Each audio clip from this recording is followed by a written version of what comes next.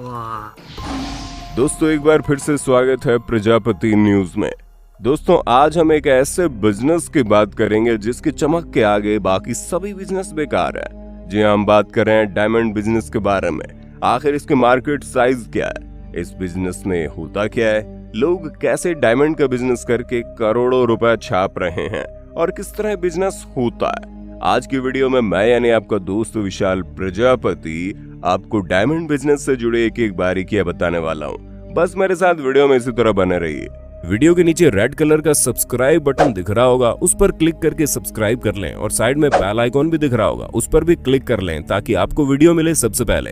दोस्तों सबसे पहले तो हम आपको बता दें कि हीरे का इस्तेमाल केवल ज्वेलरी में नहीं होता, बल्कि इसे इंडस्ट्रियल एरिया में भी बहुत ज्यादा इस्तेमाल में लाया जाता है, क्योंकि चमकदार होने के साथ साथ ये दुनिया का सबसे हार्ड मटेरियल है, जिसकी वजह से कांच कटिंग जैसी चीजों में इसका इस्तेमाल किया जाता है। दोस्तों डायमंड इंडस्ट्री का पूरा प्रोसेस जो होता है वो 6 स्टेप्स में होता है, जिसमें सबसे पहला स्टेप आता है एक्सप्लोरेशन यानी कि खोज, दूसरा स्टेप आता है माइनिंग का, फिर तीसरा स्टेप आता है सॉर्टिंग का और इसकी छटाई, फिर चौथा स्टेप आता है कटिंग और पॉलिशिंग का, पांचवा स्टेप है ज्वेलरी मैन्युफैक्चरिंग का और लास्ट स्टेप आता है रिटेलिंग का।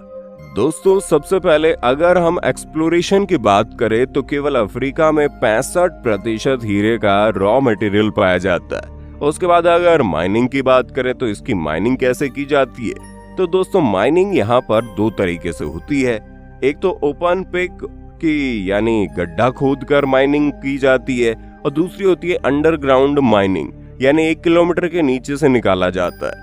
इसके साथ साथ मरीन में यानी समुद्र में भी हीरे की माइनिंग की जाती है। अब इसकी छटाई जो होती है वो हीरे के कलर, साइज और शेप के आधार पर की जाती है। इसके साथ साथ छटाई के लिए क्वालिटी भी काफी मायने रखती है। दोस्तों कटिंग और पॉलिशिंग जो होती है वो 4 चीजों में क्लासिफाई की जाती है, यानी कि कट, कलर, क्लैरिटी और कैरेट। मतलब कि किस तरह का कट किया गया है, डायमंड का कलर क्या है, उसकी क्लैरिटी कितनी है और वो कितने कैरेट का है। इसके बाद इसे होलसेलर्स को बेच दिया जाता है और दोस्तों होलसेलर्स को एक्सचेंज में बेचा जाता है, जिसे बाउर्स कहते हैं। आप ये जानकर हैरान हो जाएंगे, दुनिया का जो सबसे बड़ा बाउर्स है वो मुंबई में मौजूद है, जिसे भारत डायमंड बाउर्स कहा जाता है और सूरत में भी दुनिया का सबसे बड़ा डायमंड बाउर्स बनने जा रहा है। वैसे दोस्तों एक और बात बहुत इंपॉर्टेंट है कि हर 10 में से 9 डायमंड इंडिया में पॉलिश होता है। अब इसके बाद अगला प्रोसेस ज्वेलरी मैन्युफैक्चरिंग का होता है। ऐसे में आप समझ ही गए होंगे कि जो होलसेलर्स है वो डिजाइनर्स को और रिटेलर्स को ये पॉलिश किए हुए और कट किए हुए डायमंड बेच देते हैं और फिर जो डिजाइनर्स होते हैं वो इन डायमंड को ज्वेलरी के हिसाब से और ज्यादा पॉलिश करते हैं और ज्यादा कटिंग करके उनका फाइनल शेप उसे दे देते हैं। और फिर जो आखिरी प्रोसेस होता है वो होता है रिटेलिंग, यानी ज्वेलरी पूरी तरह से कट करके उसकी पॉलिश करके उसे आकार देकर बेच दिया जाता है। लेकिन दोस्तों इसके बाद डायमंड बिजनेस में बहुत इंपॉर्टेंट चीजें होती है, वो है ऑथेंटिसिटी यानी उसकी प्रामाणिकता। और इस ऑथेंटिसिटी को चेक करने के लिए प्रोसेस अपनाया जाता है जिसे सर्टिफिकेट ऑफ ओरिजिन भी कहा जाता है, जहां पर गवर्नमेंट एक सर्टिफिकेट इश्यू करती है जिससे कि हीरे को लेकर किसी भी तरह का कॉन्फ्लिक्ट ना हो और हीरा खरीदने वालों को पूरी तसल्ली मिलेगी जिसके द्वारा खरीदे जाने वाला जो डायमंड है वो कहां से है और वो असली है या नहीं। अब दोस्तों अगर हम भारत की बात करें तो भारत की डायमंड इंडस्ट्री बहुत ज्यादा बड़ी है, जो लगभग 10 लाख लोगों को रोजगार देती है। बिल्कुल ट्रांसपेरेंट डायमंड जो बिना किसी कलर का होता है उसको सबसे प्योर यानी शुद्ध माना जाता है और इस तरह का प्योर डायमंड गोलकुंडा में पाया जाता था। जो दुनिया का सबसे मशहूर हीरा कोहिनूर है वो भी वहीं से निकला है। इतना ही नहीं, कई सारे और भी प्रसिद्ध हीरे वहीं से निकले हैं। और दोस्तों जो सबसे बड़ा पॉलिश और कटिंग का मार्केट है वो सूरत में मौजूद है, क्योंकि सूरत में प्रवेश करने वाला हर हीरा 6 डेसिमल पॉइंट तक नापा जाता है, यानी जो पॉइंट के बाद के अंक होते हैं जिन पर कोई ध्यान भी नहीं देता, उसके 6 अंकों तक हीरे को नापा जाता है। और सूरत में दुनिया की 75% कटिंग और पॉलिशिंग का काम होता है। दोस्तों डायमंड के पूरे बिजनेस के 6 स्टेप होते हैं, ये तो आपको पता चल गया। लेकिन क्या आप जानते हैं सूरत में केवल कटिंग और पॉलिशिंग के 36 स्टेप्स होते हैं और उसके बाद 17 स्टेप क्वालिटी चेकिंग के होते हैं।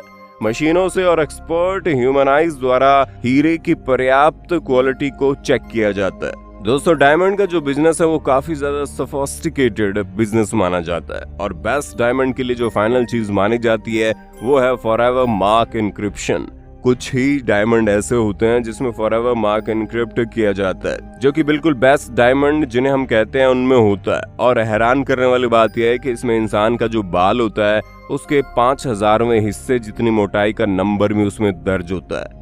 वैसे एक बहुत ही रोचक बात यह भी है कि सूरत में जहाँ पर डायमंड की कटिंग होती है उसका हेड 7वें पास है, यानी कि अगर आपकी आंखें तेज और पारखी हैं और आपके हाथों में कारीगरी है, साथ ही साथ आपके अंदर इस काम को करने की लगन है, तो चिंता मत करो, आप डायमंड बिजनेस में प्रवेश कर सकते हैं। तो दोस्तों, आप ये देख ही चुके हैं कि डायमंड का बिजनेस किस तरह का होता है, उसमें क्या क्या प्रोसेस होता है, क्या क्या स्टेप्स अपनाए जाते हैं, ये सब होता क्या है। और आपको इससे बहुत ही अच्छे से अंदाजा लग गया होगा कि पूरा बिजनेस बारीकी पर चलता है।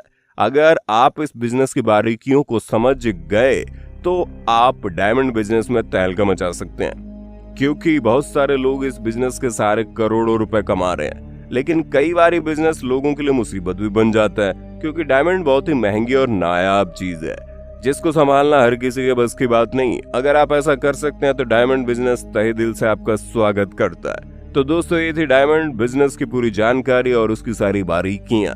बाकी आपका आज के लिए क्या कहना है? वीडियो पसंद आई तो कमेंट में बता देना।